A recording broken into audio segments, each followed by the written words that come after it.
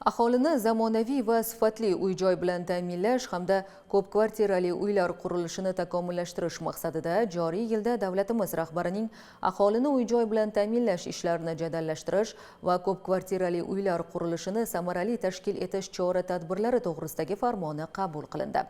Hujjatda sohani raqamlashtirish va ko'p kvartirali uylarga oid ma'lumotlarni yagona tizimda yuritish bo'yicha vazifalar belgilangan. Shu asosda Davlat kadastrlari palatasi tomonidan ko'p kvartirali uylar reyestri axborot tizimi ishlab chiqildi.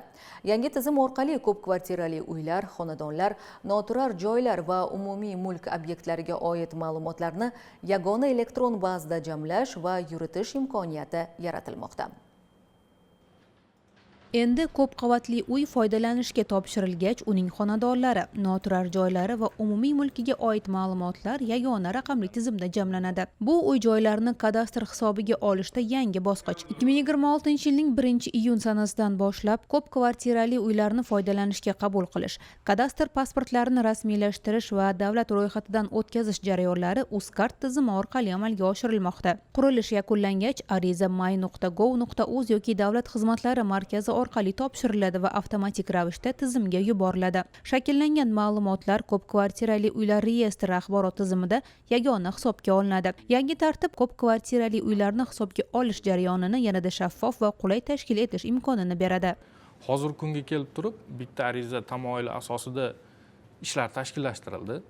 Quruvchi yoki developerlar tomonidan bitta ariza berilgan taqdirda ushbu arizaga asosan yagona obyekt sifatida ko'p kvartirali uylarning kadastr pasportlarini shakllantirish va uni davlat ro'yxatidan o'tkazish jarayonlari bitta ariza asosida amalga oshirilib, bu kompozit tarzda yuritilishi joriy qilindi. Ya'ni bu bir qancha qulayliklar va o'z o'rnida soddalashtirishlarni o'z ichiga oldi. Bundan tashqari ushbu axborot tizimida alohida xaritalari, geometriyalari ushbu obyektning hamda o'sha kadastr sohasida mavjud qonunchilik hujjatlariga asosan to'liq shakllanishini ta'minlashga ham erishildi.